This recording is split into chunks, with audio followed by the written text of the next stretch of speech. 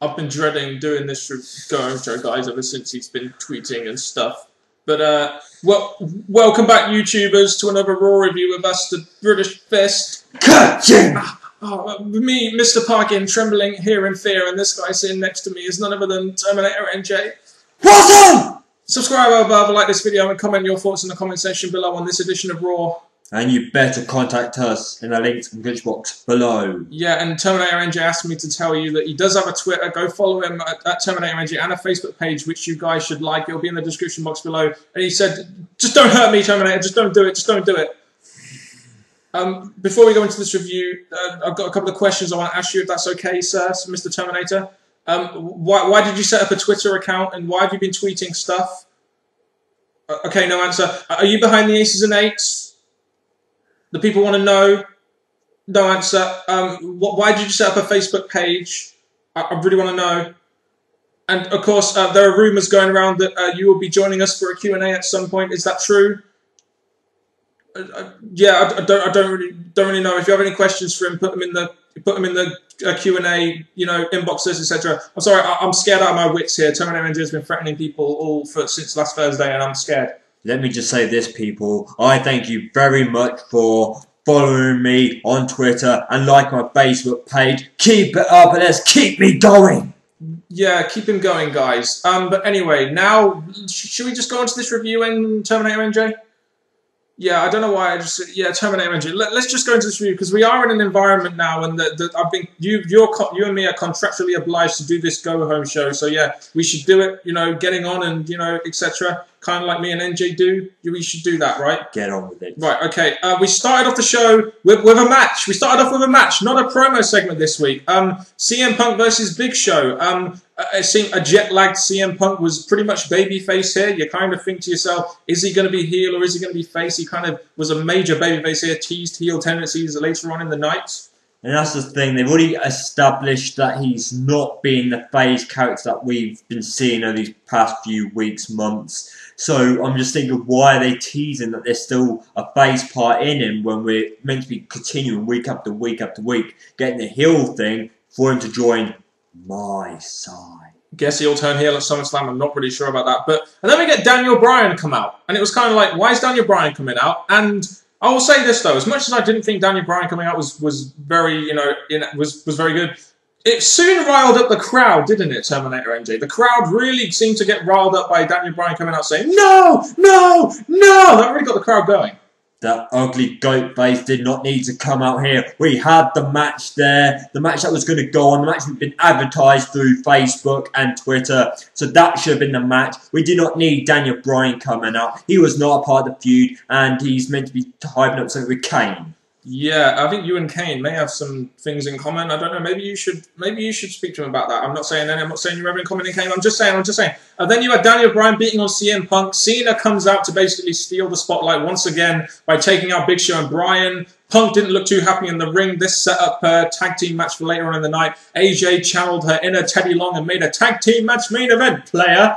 And we were all very surprised for that match. Yeah, we were. So, yeah, from that opener... Which, yeah, that opener, CM Punk opening the show, I guess. From that opener, we had JTG on our TV, which was very surprising because they actually acknowledged his Twitter remarks and the fact that he was ranting over Twitter. They didn't say what it was about, but surprised they had him, you know, acknowledge the fact that he was ranting on Twitter, really. JTG doesn't mean anything anymore, but... the fact we've got 3 hours now, we have been saying many times that younger talent should be making appearances and having matches. Yeah, and his job was to Ryback. But at least JTG got on TV. The Feed Me More chants seem to be getting more over and over, really. And I was surprised there was no Mahal involvement here, seeing as they are in some kind of feud.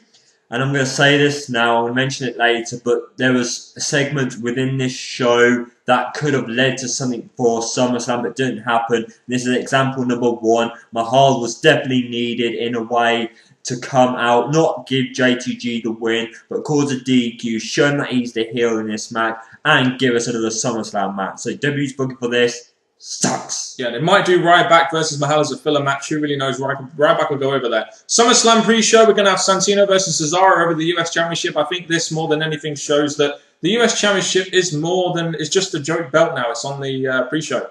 And the fact that it's on the pre-show makes me think that Santino's going to get his win of Cesaro and then build up to probably a different pay-per-view where he's actually going to be on the actual show defending his belt. Night of Champions, probably. You had Heath Slater versus R-Truth.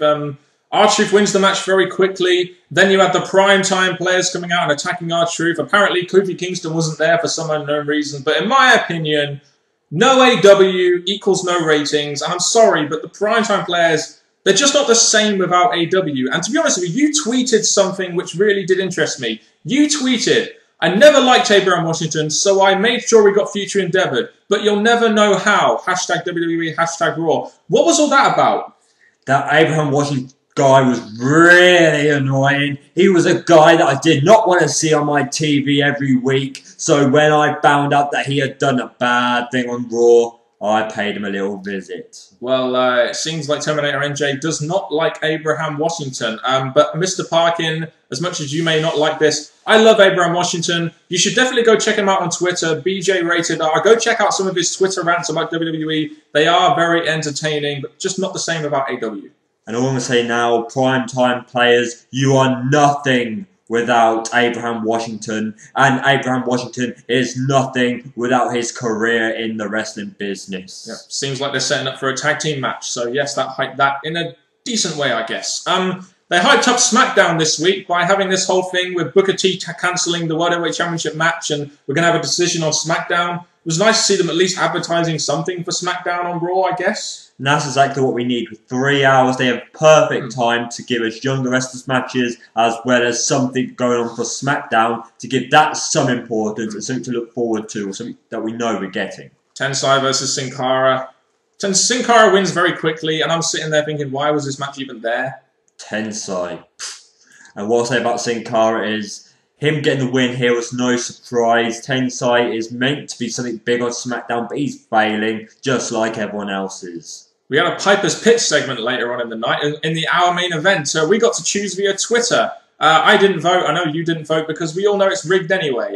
Chris Jericho was in the Piper's Pitch segment with Roddy Piper, and with the interaction between Roddy Piper and Jericho, they just kind of rambled, really, didn't they? And it really started getting to business when Ziggler came out and called out Piper on his tired routine and how boring it is, which I guess he does have a point, really, Ziggler, in my opinion. So we've got two guys in the ring that has nothing going for them and nothing been going for many years, being Chris Jericho, who's not won a match, and Roddy Piper, who seems to fail his Piper's Pits over the last couple of times he's done it. What a great segment that was. Yeah, and then out comes Miz, and you're like, really?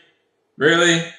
Really? And then Jericho clears both heels out of the ring, and then we get the announcement of a triple threat match between Dolph Ziggler, Jericho, and Miz. I didn't really feel that Piper's Pit segment was really that decent, apart from the Ziggler stuff. I thought that was pretty good, but the rest of it, Jericho and Piper just seemed to ramble. And that's the sad thing, because we have Chris Jericho, which we know is good on mic. We have Roddy Piper, who should be good on mic, but this didn't really give us the Piper we all love. And Jericho, well, he's just trying to make him look important, even though he's lost every match he's been in. So after this segment, we had another segment involving Ziggler and Jericho. Ziggler versus Jericho versus Miz, as announced by AJ on Twitter, of course. In my opinion, they may as well have just thrown Ray in there. I know he's just been in Japan promoting WWE, but Miz and Ray have a match at the pay-per-view. It was officially announced by them on the commentary table this week, so why not throw him in there and, you can promote two feuds doing that way? That was my question about this match. That could have been the way to go, because obviously with Rey Mysterio trying to be involved in the Go-On show, make his match at the pay-per-view look important. Yes, there's SmackDown, but Raw's where the main focus is. It was a bit of a shame, but minus Rey Mysterio, this match I really did like for many reasons throughout the match. Yeah, we got a little teaser between Jericho and Ziggler as to what they could do at SummerSlam. I must admit, I am very much looking forward to their match at SummerSlam. Ziggler wins with a zigzag from behind thanks to Vicky Guerrero. Nice to see Vicky Guerrero, as NJ mentioned. He's not in the review this week, but as NJ mentioned while I was watching the Raw with him, he said that, he likes the addition of managers, getting heel heat and getting the wins for the heels. And that's the thing, with us heel GMs or heel managers or whatever there is, we do want there to be good involvement from them and them to help out their client, just like we see Heyman doing many times. Vicky should have done this ages ago. So I agree with Daniel. I agree with NJ. This was quality. This was what we wanted to see. But Jericho... Thank God Terminator NJ is on our side for once. I for one feel very protected at that. Wade Barrett. Do you think you could take Wade Barrett with this whole fight or die little gimmick he's got going right now in his video packages? Barrett, you just wait for your return. Yeah, we got another video package for Wade Barrett. Me and NJ personally creamed ourselves at this, of course. Nice that they're bringing him back. Like I said before, with me and NJ, we like the fact that they're bringing in with this whole fighter gimmick. And the video package was extended this week and was pretty good, so I'll give it props. And, yeah, let the barrage continue, I guess. Even Beth Phoenix versus Layla and Caitlyn was our match, Divas action of the week. We haven't had Divas action on the show much, but we got it this week. I guess they're trying to maybe hype two things, because we got that even Caitlyn match over the SmackDown assistant GM thing, whatever it is, and maybe a Divas title match at SummerSlam thrown in there, Beth Phoenix versus Layla, maybe. It looks like they might have been trying to tease two things here with this match. I really do not care. Caitlyn pinned Beth Phoenix. It seems like Terminator NJ doesn't really feel the affection of women, so there we go. Really, you don't want to talk about this? No. All right, then let's move on to the second hour main event, which interestingly enough had the WWE Championship match. Now, in my opinion, I think that was the right decision, purely because Triple H and Brock Lesnar is main eventing SummerSlam, so you had to have that be the main event of the Go-Home show, so we got this in the second hour main event. Big Show and Daniel Bryan versus Cena and Punk, of course. This is the match we've all been waiting for, because we know when Big Show's in the ring, wonders stuff happen, stuff that we all want to see. Headlining matches, and oh great, this was awful. The match dragged a tad, in my opinion, and just as it got to the point where I thought it was dragging, you had this whole thing with Punk. You didn't want to tag John Cena, and he mocked his moves of doom. Then John Cena tried to do CM Punk's moves, but kind of fails a little bit. CM Punk leaves the ring, and John Cena AA's Daniel Bryan and gets the victory. Yeah.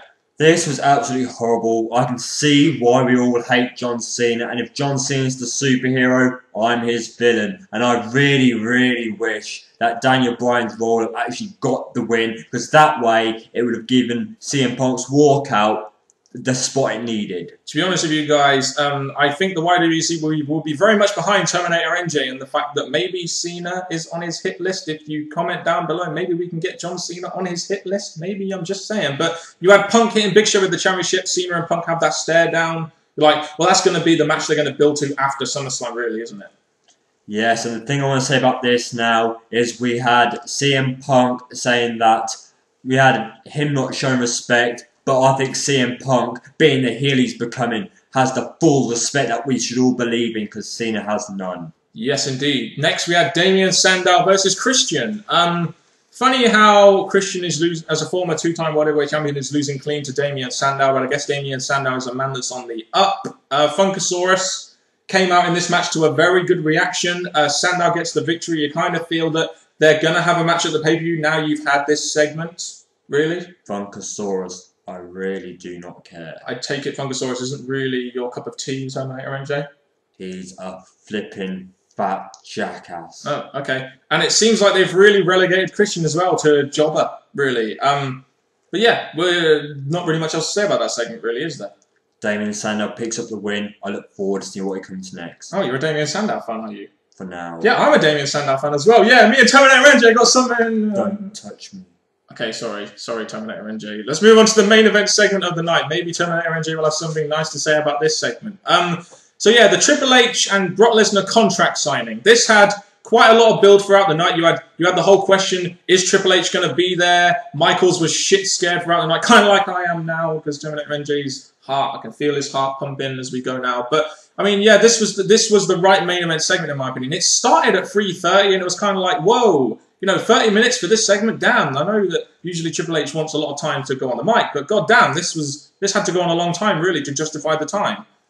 And this is the thing I was looking forward to. Contract size, they never go well, and when things don't go well and something real big and bad happens, it makes me very happy. You had a great promo by Paul Heyman. Then out comes Shawn Michaels, and before we can really say anything, out comes Triple H. Lesnar signs the contract and walks out.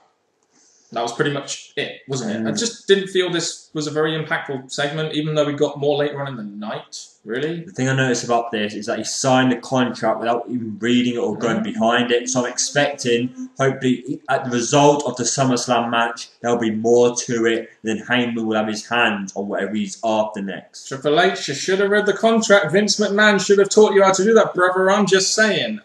So after that, we thought, like, this might be the end of the show, but it carried on, and we got, this sort of lulling gap of nothingness, really. But the Tree of Woe shows, Justin managed to get his tout on WWE TV. What a great achievement for Justin, Terminator Energy. Great achievement, don't you think? Who? Justin from the Tree of Woe show. Who? Do you ever watch YouTube?